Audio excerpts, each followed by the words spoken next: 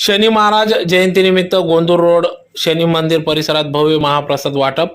याबाबत वृत्त असे की धुळे शहरातील गोंदूर रोडवरील टेलिफोन कॉलनी सत्संग कॉलनीत असलेल्या श्री शनी महाराज मंदिर आवारात परिसरात दरवर्षीप्रमाणे भव्य महाप्रसादाचे आयोजन करण्यात येत असते। या ठिकाणी दरवर्षी सालावधाप्रमाणे यावर्षी देखील शनी महाराज जयंतीनिमित्त भव्य महाप्रसादाचं वाटप करण्यात आलं। 1994 साली या मंदिराची स्थापना स्वर्गीय बाबूलाल जोशी यांनी या मंदिराची स्थापना केली।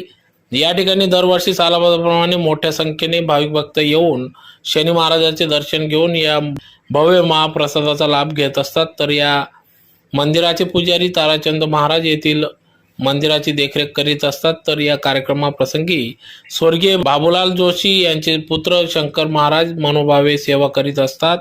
तर यासाठी ताराचंद महाराज सर्व नागरिक शनेश्वर